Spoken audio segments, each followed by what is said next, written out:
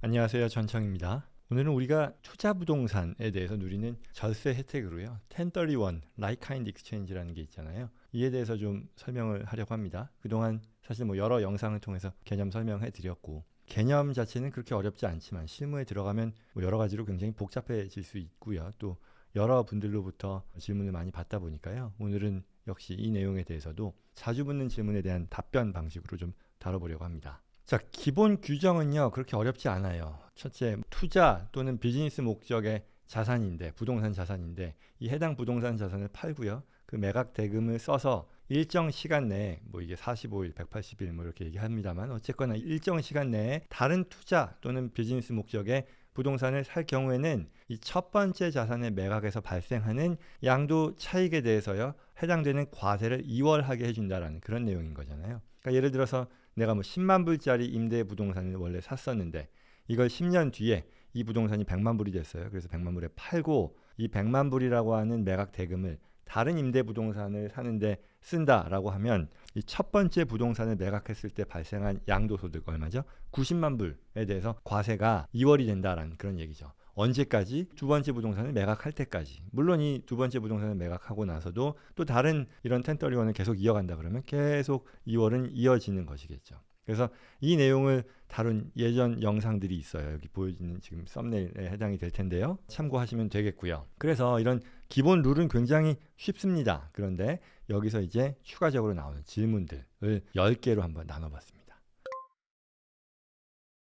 자, 첫 번째 질문이요. 동종자산이라고 하는 것의 정의는 뭐냐? 부동산이냐, 동산이냐, 다 포함되는 거냐라는 건데요. 원래는 부동산과 동산이 다 포함이 됐었는데 지난 2017년이었나요? 세법이 개정되면서 이제는 부동산만 해당이 됩니다. 그리고 investment or business property만 해당이 됩니다. 투자 또는 비즈니스 목적의 부동산만 해당이 되고요. 내가 거주하는 그런 거주 목적의 부동산은 해당이 안 된다라는 것이고요. 결국 이 말은 하나의 또는 비즈니스 목적의 부동산을 팔아서 다른 투자 또는 비즈니스 목적의 프로퍼티, 부동산으로 갈아타는 상황에 해당이 된다는 거죠. 자, 두 번째는요. 이 주소득세도 이 1031에 따라서 이월이 되는지에 되는 건데요. 이 말은 연방세와 마찬가지로 주소득세법에도 이 1031과 같은 규정이 있냐라는 질문인데요. 답은 모든 주소득세법에서요. 1031을 인정합니다. 이게 사실 펜실베니아 같은 경우는 작년 2022년까지만 해도 이게 없었는데요. 세법이 개정되면서 펜실베니아도 1031을 일단 인정하는 것으로 바뀌었습니다.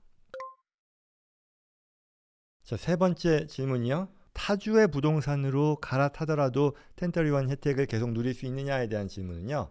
예를 들어서 내가 캘리포니아에서 원래 투자 부동산을 투자했는데 이걸 팔고 난 매각 대금을 텍사스 부동산을 사는데 쓰더라도 1031 인정받느냐라는 건데요. 첫 번째, 연방세 관점에서요. 문제없이 인정 당연히 되고요. 그리고 주소득세 관점에서도요. 기본 규정은 인정된다, 문제 없다 이고요. 그리고 이게 더 나아가서 최종적으로 이 1031 프로퍼티를 매각해서 수익을 인식하는 상황이 된다라고 치면 그때 어느 주에서 과세 권한을 갖느냐라고 하면 원래는 최종적으로 매각을 한 부동산 이 위치한 주에서 과세가 된다인데요. 근데 이제 여기서 생각을 해볼 수 있는 것이 이 텍스 플래닝 면에서도 우리가 고려할 수 있죠. 예를 들어 내가 이 캘리포니아에서 부동산을 사서 그게 가치가 많이 올랐어요. 근데 이걸 팔아서 텍사스라고 하는 주 소득세가 없는 주에 부동산을 사는데 갈아탔단 말이에요. 그러면 내가 캘리포니아 부동산에서 매각했을 때 발생한 그 양도소득이 이제 1031으로 이월이 되는데 계속해서 이월이 돼서 텍사스에서 만약에 최종적으로 이걸 팔면 어디에서도 주소득세에 관한 한 안 내는 거 아니냐, 캘리포니아 주소득세 부담을 피할 수 있게 되는 거 아니냐라는 그런 기대를 할 수 있잖아요. 그래서 이런 상황에서 말하자면 주소득세가 과세되는 주에서 부동산을 팔고 그거를 그 매각 대금으로 주소득세가 부담되지 않는 주로 옮겨서 투자하는 그런 플래닝을 생각할 수 있을 텐데 이게 이렇게 녹록하지 않더라. 특히 이제 몇몇 개 주에서는요. 클로우백 룰이라고 하는 그런 규정을 두고 있어요. 간단히 짐작하실 수 있겠습니다만 앞서 사례에서요. 캘리포니아 부동산을 팔고 그걸 가지고 텍사스 부동산을 샀을 때 이 캘리포니아 부동산에서 어크루된 이 쌓인 양도소득 해당 분만큼은 최종적으로도 캘리포니아에서 부담하게 된다. 클로백 한다는 그런 뜻이니까 그에 해당되는 주들이 캘리포니아, 오레곤, 몬타나, 그 다음에 매사추세츠가 있다고 하니까요. 그리고 그에 대한 예전 제 설명했던 과거 영상이 여기 썸네일로 있으니까요. 참고해 보시면 좋겠습니다. 자, 네 번째 질문이요. 해외 부동산도 1031을 활용해서 우리가 혜택을 누릴 수 있는지에 대한 질문인데요. 답은 yes and no예요. 왜 yes냐 하면 가능은 하나 클래시피케이션이 어떻게 되냐. 해외 부동산에 대한 1031은 해외 부동산끼리만 할 수 있고요. 국내 부동산, 미국 내 부동산에 대해서는 미국 내 부동산끼리만 할 수 있다. 섞을 수 없다라는 얘기예요. 따라서 많은 질문을 받는 것이 한국의 부동산 가지고 계신 분들이요. 이거 매각해서 미국 부동산으로 갈아타면 1031 되느냐라는 질문 하시는데요. 답은 no입니다. 그 다음에 다섯 번째 질문이요. 1031으로 사는 자산 여러 개여도 되는지에 대한 질문이에요. 예컨대 내가 부동산을 팔아서 이걸 돌아서서 매각 대금으로 다른 부동산을 사는 거잖아요. 그때 가능하냐? 답은 yes고요. 최대 3개까지 가능합니다. 3 property rule, 그 다음에 뭐 200% rule 뭐 이런저런 복잡한 내용이 있는데요. 이런 규정은 뭐 영상의 수준을 넘어서고 뭐 필요하지 않으니까 생략하겠습니다. 3개까지 가능하다. 자, 여섯 번째 질문. 만약 첫 부동산 매각 대금을요, 다른 부동산을 사는데 전부 다 쓰지 않는다면 어떻게 되느냐에 대한 질문이에요. 이거 뭐 있을 수 있죠. 예를 들어 앞서 사례일 텐데 10만 불의 임대부동산을 원래 샀는데 그게 10년 뒤에 100만 불이 돼서 이걸 100만 불에 판다라는 거죠. 그리고 원래는 돌아서서 이 100만 불을 다른 부동산을 사는데 쓰는 거였잖아요. 그러면 원래 지금 첫 번째 부동산에서 발생한 양도소득이 90만 불이 있는데, 그쵸? 여기서 100만 불의 매각대금을 다른 부동산을 사는데 쓰면 전체가 2월이 되는 거였었어요. 90만 불이라는 전체 양도소득이. 그런데 만약에 내가 이 매각대금을 다 다른 부동산 사는데 쓰지 않고 일부만 쓴다는 얘기죠. 그러면 그 말은 다 안 쓰고 이 일부는 내가 현금 받은 것으로 끝낸다는 거잖아요. 딴 데 내가 그냥 쓴다는 얘기잖아요. 그 경우에는 그 현금 금액만큼을 양도소득으로 인식합니다. 그래서 앞선 사례에서도요. 만약에 이 100만 불의 매각 대금을 뭐 60만 불만 다른 임대부동산을 사는데 썼다라는 거죠. 그러면 어떻게 되느냐인데요. 40만 불이죠. 40만 불에 대해서는 양도소득을 인식하게 된다. 그러니 이 거래에서 이 10만 불 주고 샀던 거 100만 불에 팔았잖아요. 그리고 돌아서서 다른 부동산을 사야 되는데 그중에 60만 불만 샀다는 것이고, 그러면 40만 불만큼의 현금 수령액에 대해서는 양도소득을 인식하고 이 90만 불의 양도소득 중에 나머지 50만 불만 이월된다라는 그런 컨셉입니다. 자, 그 다음에 일곱 번째는요. 만약에 부채를 낀 부동산을 판 거예요. 그리고 나서 다른 부동산을 사는 경우. 이것도 있을 수 있겠죠. 점점 더 어려워지는 상황인데 최대한 쉬운 사례로 한번 설명을 해볼게요. 예를 들어 아까 얘기했던 사례. 10만 불의 임대부동산을 샀다는 거예요. 그리고 이후에 부동산에서 이 10만 불로 샀던 부동산이 가치가 무럭무럭 올라가지고 여기서 40만 불을 모기지로 끌어다 썼다고 쳐요. 그리고 나서 이 부동산을 똑같아요. 100만 불에 판 거예요. 그리고 이 판 돈을 가지고 이번에 그냥 100만 불짜리 다른 부동산 다 사는데 썼어요. 그렇게 되면 나는 여전히 90만 불의 양도소득이 있겠죠. 왜냐면 내 10만 불 주고 산 거를 최종적으로 100만 불에 팔았으니까. 그런데 여기서요. 나는 도중에 40만 불이라는 모기지, 이 캐시아웃을 했었던 거잖아요. 내 모기지 부담이 사라진 거죠. 그 말은 결국 내가 100만 불로 팔았을 때 40만 불의 현금을 받은 것과 동일한 그런 효과를 얻게 된다고 봐요. 이게 뭐 liability relieved라고 부르는데 뭐 용어는 어렵습니다만 아무튼 결국은 내가 원래 가지고 있던 모기지, 부채의 부담이 사라졌으니 그 말은 마치 내가 현금을 받은 것과 같은 것으로 인정을 받아서요. 따라서 이 경우에도 40만 불에 대해서는 양도소득을 인식하고요. 50만 불만 이월되는 그런 혜택을 보게 됩니다. 그런데요, 뭐 이것까지만 얘기해도 뭐 그래 그런가 보다 할 텐데, 만약에 내가 이 100만 불을 가지고요 다른 부동산을 사잖아요. 근데 다른 부동산을 사는 것도 내가 모기지를 낀 부동산을 사요. 또는 뭐 여기서 모기지를 받아서 또 사요. 그쵸? 이 말은 결국 애초부터 모기지가 끼어 있던 부동산을 팔고 나중에 살 때 사는 부동산도 또 모기지를 또 받으면서 추가로 사게 된다. 점점 더 복잡해지지만 사실은 이런 것들이 더 일반적인 거래이겠죠. 이렇게 부채를 끼고 있는 부동산을 사고 팔 때요. 뭐 당연히 뭐 일반적인 경우일 텐데요. 이 1031 규정은 훨씬 더 복잡해진다까지만 말씀드릴게요. 이거를 다 설명을 하기에는 좀 수준이 너무 높아지니까요.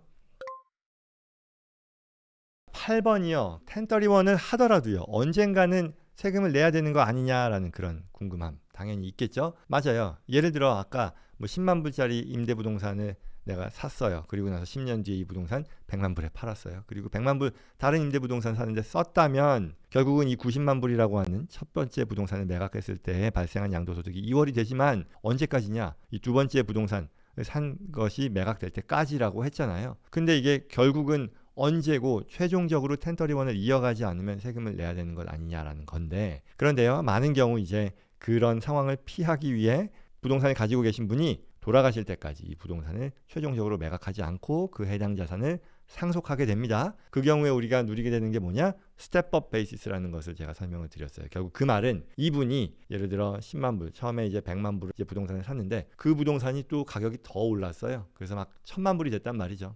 그리고 나서 이 1000만 불에 대해서 만약에 이분이 돌아가시기 전에 매각을 했다 그러면 처음에 10만 불 그리고 1000만 불 차액인 990만 불에 대해서 양도세를 내야 되는 거잖아요. 그런데 이분이 해당 부동산을요 계속 가지고 계시다가 상속하게 되면 상속을 받은 자식들이요 돌아서서 이 부동산을 판다라고 했을 때 얼마에 팔겠어요? 당연히 1000만 불에 팔겠죠. 그러면 양도세를 얼마 내느냐? 990만 불에 대해서 양도세를 내는 게 아니라 하나도 안 낸다. 왜? 자식들이 받게 되는 해당 부동산 자산은 그 원가가 스텝업 되기 때문에 이게 세법상 혜택이고요. 그에 대한 내용이 여기 지금 별도의 썸네일 나와 있는 그 영상으로 설명을 하고 있으니까요. 살펴보시면 좋겠습니다.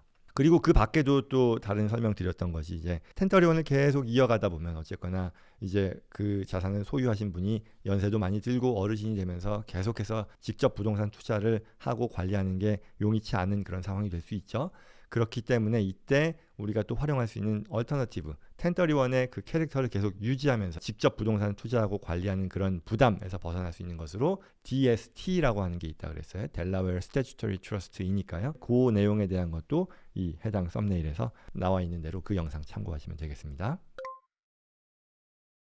자, 9번째요. 1031 부동산을 트러스트에 넣으면 1031 혜택을 잃는다라는 그런 궁금증이죠. 이거 역시도 yes and no인데요. 일단 일반적인 답변을 드린다면 취소 가능 트러스트라는 게 있어요. 우리가 일반적으로 만드는 리빙 트러스트가 여기 해당이 될 텐데요. 이 경우에는 1031의 이 캐릭터 혜택은 계속 유지됩니다. 즉 내가 가지고 있는 투자 부동산 1031 누리고 있는 투자 부동산을 나의 revocable 취소 가능한 리빙 트러스트로 옮길 경우에는 1031 혜택을 상실하지 않는다는 얘기고요. 자격을 상실하지 않고, 그러나 취소 불능 트러스트를 설립해서 여기에 자산을 넣을 때에는 일반적으로는 이 1031의 자격을 잃게 되고요. 그때 과세가 된다라고 보셔야 되는데, 그러나 이 1031을 계속해서 유지하는 그런 경우도 있고요. 그러나 이건 좀 어드밴스드 스테이트 플래닝에 해당이 되니까요. 역시 이 영상의 내용을 추가하고요. 거기에는 막 이런저런 이 트러스트에 여러 조항을 넣고 그에 합당한 운영을 해야 되는 그런 리퀘어먼트가 생기고, 그럴 경우에는 피할 수 있는 방법도 있다 정도로만 이해하시면 되겠습니다. 중요한 건 우리가 일반적으로 이 리빙 트러스트, 리보커블 리빙 트러스트 다들 만드셔야 된다고 제가 늘 말씀드리잖아요. 그와 같은 트러스트에 옮길 때에는 1031 걱정하실 필요 없다라는 그게 뭐 가장 중요한 내용이겠죠. 자, 마지막 10번이요. 만약에 이제 LLC로 이제 여러 파트너들, 여러 멤버들이 참여를 했고요. 여기서 LLC가 부동산을 투자하면서 이걸 1031 혜택을 누렸는데, 나중에 이제 이 LLC의 구성원들, 파트너들도 생각이 서로 바뀔 수 있는 거잖아요. 그래서 각기 다른 이 1031에 관한 결정을 내릴 경우에 어떻게 하느냐라는 그런 질문인데요. LLC를 바로 지분을 매각해가지고 그 지분을 매각한 것에 대해서 어떤 사람은 1031을 하고 어떤 사람은 안 하고 뭐 이런 거는 불가능해요. 이거는 왜? 앞서 근본적인 말씀을 드리자면 1031이라고 하는 것이 투자 또는 비즈니스 목적의 부동산이라고 했어요. 근데 지분은 부동산이 아니에요. 따라서 1031 자격 상실되고요. 그럼에도 불구하고 이게 완전히 불가능한 게 아니라 drop and swap이라는 방식을 하는 거예요. 그래서 애초에 그 부동산 자산을 내가 매각을 하기 전에 drop and swap이라는 방식을 통해서 실제 멤버들, 이 LLC의 멤버들이 직접 부동산에 대한 지분, LLC의 지분이 아니라 이 부동산의 지분을 가지고 매각함으로써 이게 결과적으로는 각 멤버들이 각기 다른 독립적인 1031 결정을 할 수 있게 해준다라는 내용이고요. 역시 이에 대한 전문적인 좀 더 구체적인 내용은 이 썸네일에 나온 그 영상을 참고하시면 되겠습니다. 결국은 뭐 가능하다라는 거예요. 그러나 일반적으로 우리가 쉽게 생각해서 진행하는 게 아니라 좀 특별한 방식에 따라 딱딱딱 준비해야만 된다는 그런 내용이에요. 자, 여기까지였습니다. 뭐 역시 1031도 좀 가볍게 시작했는데 구체적인 사례로 들어가다 보니 이 자주 묻는 질문 10개만으로도 굉장히 어렵죠. 이거 역시도 뭐 다행이라면 다행인 점은 뭐 아주 일반적인 경우요. 이제 모기지가 끼지 않은 내 투자 부동산 하나를 이제 현금으로 매각하고 그 매각 대금을 다 일정 시간 내에 다른 투자 부동산을 사는 데 쓴다라고 하면 뭐 굉장히 스트레이트포워드하게 되겠죠. 그러나 여기서 이제 뭐 현금을 일부만 쓴다거나 아니면 더 낮은 부동산, 그렇죠. 뭐 더 낮은 가치의 부동산을 사고 나머지 현금은 그냥 현금화하고, 또는 뭐 모기지 아까 얘기했죠. 서로 끼어들기 시작하면 어려워지는 거고요. 여기 또 더 나가서 뭐 취소 불능 트러스트, 뭐 증여 상속까지 생각하면 더욱 더 복잡해지는 것이고요. 위에 얘기한 것과 또 다른 어떤 분화된 케이스들이 무궁무진하게 나올 수 있다라는 것은 아마도 여러분들이 짐작하실 수 있을 거라 생각합니다. 이런 경우에 해당이 되는 분들이라면 당연히 이 해당 분야의 어떤 세법 전문가와 상의를 하셔야 될 것이겠고요. 이상 오늘 준비한 영상 마치겠습니다. 모쪼록 도움이 되었기를 바라고요. 저는 또 다음 시간에 뵙겠습니다. 감사합니다.